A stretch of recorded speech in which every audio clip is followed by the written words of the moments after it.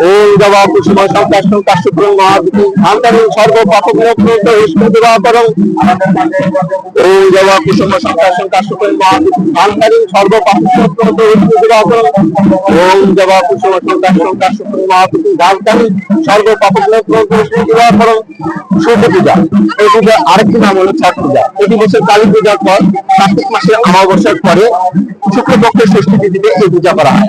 এই পূজাটি করা হয় মূলত পূর্ব ভারতের বিহার ও পূর্ব উত্তরপ্রদেশ এবং পশ্চিমবঙ্গের দক্ষিণে এবং নেপালের তরাই অঞ্চলে এই পূজাটি করা হয়। এই পূজার নিয়ম করার সঙ্গে আপনার গায়ের রং চিরতে কারণ একটি কঠিন ব্রত পালনের মধ্যে এই পূজাটি করা হয়। এই পূজা করা হয় টানা 3 দিন উপবাস থেকে, অর্থাৎ নির্জলা উপবাস। আপনি এই পূজা করার আগে 2 দিন আগে লাউ ভাত ও 1 দিন আগে দুধ ভাত খেয়ে একটানা 3 দিন উপবাস থেকে এই পূজাটি করা হয়। এই পূজাটি মূলত যমুনা নদীর তীরে সূর্যের দিকে অগ্র দিয়ে অর্ধজলে নেমে এই পূজাটি করা হয়। রামায়ণে রাম ও সীতা এই সূর্য দেবতার পূজা করেছিলেন এবং মহাভারতে কুন্তী অর্থাৎ শ্রীকৃষ্ণের মাসি তিনি ঋষি উর্বাসার অনেক সেবা করতে পারে এবং সেই সেবা করতে পরে তাকে সেই সেবা করতে তুষ্ট হয়ে তাকে একটি মন্ত্র দেয়। সেই মন্ত্র মাধ্যমে যে কোনো দেবতাকে আহ্বান করে পুত্র সন্তান পেতে পারে। সেই মন্ত্র পেয়েছিলেন সেই কুন্তী। সেই মন্ত্র পেয়ে অনেক আনন্দ কৌতূহলে, কিন্তু বিয়ের আগে সেই কৌতূহলে সে কি করে আপনার মন্ত্র পাঠ করে এবং সূর্য দেবতা যখন সে প্রকট হয়, সূর্য দেবতা তখন প্রকট হয়ে কুন্তীকে পুত্র সন্তান দিতে যেতে চায়। তখন কুন্তী বলে কিভাবে সম্ভব, আমি এখনো আমার বিবাহ হয় নাই, আমার সতীত্ব নষ্ট হয়ে যাবে, আমার কলঙ্ক হয়ে যাবে, আমি কৌতূহল কারণে এই কাজটা করে ফেলেছি। সূর্য দেবতা আপনি যেখান থেকে এসেছেন সেখানে চলে যান, যেভাবে এসেছেন সেভাবে চলে যান। তখন সূর্য দেবতা বলে পূর্বশার যে মন্ত্রের মাধ্যমে আমাকে পাঠ করেন, যদি আমি সুপুত্র সন্তান না দিই তাহলে অনেক ক্ষতি হবে। তখন কিন্তু সূর্য দেবতা তাকে সেই সন্তান তাকে দেয়। সূর্য দেবতা সন্তান দেওয়ার পর আরেকটা আশীর্বাদ দেয় যে তুমি কুন্তী তুমি কিন্তু সতীত্ব থাকবে, তুমি সতীত্ব রেখে কিন্তু পুত্র সন্তানের মা হবে।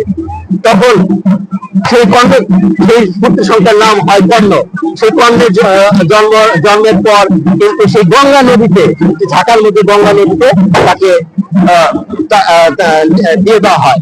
সেই গঙ্গা যমুনা এইটাই কিন্তু নদী, সেই গঙ্গা যমুনা। এরপরে সে ছোট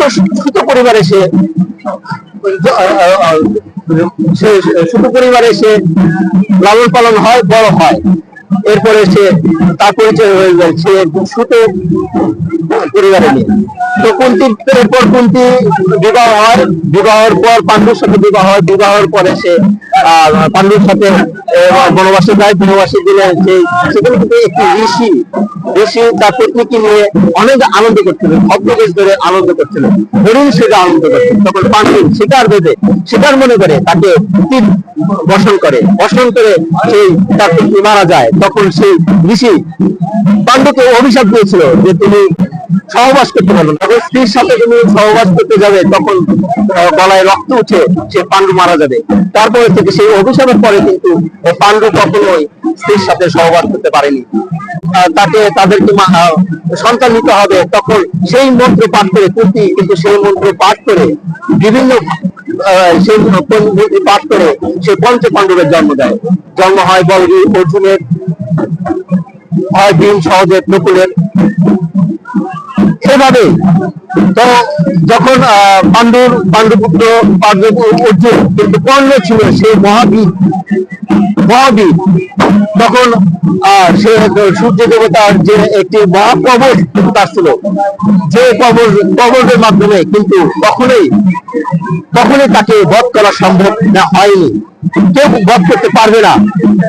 তো মহাভারতে সেই অর্জুন যে শিক্ষায় শিক্ষিত হয়েছিল, মহাভারতে সেই কর্ণ চেয়েছিল যে সে সর্বশ্রেষ্ঠ, অর্জুন নয়, কর্ণই হলো একমাত্র সর্বশ্রেষ্ঠ। তো তো তখন অবশ্যই কর্ণ সর্বশ্রেষ্ঠ ছিল, সর্ববীর ছিল, কিন্তু একটি কারণে শুধু হতে পারে না। যখন মহাভারতে দ্রৌপদী যখন বস্ত্র হলুদ হতে যাচ্ছিল, তখন কর্ণ সে প্রতিবাদ করেনি। কর্ণ কিন্তু সবসময় কিন্তু দান দক্ষিণা করে যেত, কিন্তু একটি জিনিস দান দক্ষিণা করে নাই, সে কাউকে অন্ন দান করেনি। কিন্তু সে যার কাছে কর্ণের কাছে যেই যাইতো যেত, কর্ণ কিন্তু কাউকে দিতে মানে ফিরে দেয়নি, সকলকে দান করেছে, কিন্তু সে কখনো কাউকে অন্ন দান করেনি। যে কারণে কিন্তু পূর্ব জন্মে তাকে প্রতিদিনের জন্য আবারও কিন্তু তাকে এই এসেছিল। তো মহাভারতে দ্রৌপদীর বস্ত্র হরণের পর যে এখানে কিন্তু ন্যায়ের একটি এই প্রতিবাদ না করার জন্য কিন্তু কর্ণ আজকে আর সে তার অহংকার, সে তার বলেছিল যে সে হলো সর্বশ্রেষ্ঠ, সর্ববীর, সর্ব, যে কারণে এই পতনের জন্য কিন্তু আসলে কর্ণ মহাভারতে বধ হয়ে গেছে। কিন্তু মহাভারতে বধ হলো কিভাবে? কর্ণ কিন্তু নিজে আত্মসমর্পণ করেছে, তার যে রক্ষা করবে দেওয়ার যে রক্ষা নমস্কার। সূর্য দেবতা জন্য যমুনা নদীর তীরে বিভিন্ন সংগঠন, বিভিন্ন সংগঠন এখানে এসে পূজায় অংশগ্রহণ করেছে। তো এই পূজার যে নিয়ম কানুনগুলি অনেক কঠিন, অনেক কঠিন ভাবে এই পূজার নিয়ম পালন করা হয়। পূজায় যে প্রসাদ করা হয়, ফলমূল প্রসাদ ও বিভিন্ন পিঠা, বিভিন্ন ধরনের উপকরণ ও অনেক ধরনের নিয়ম কানুন করে পূজা করা হয়। নমস্কার, সকলকে জানাই ছট পূজার শুভেচ্ছা ও সূর্য পূজার শুভেচ্ছা। নমস্কার।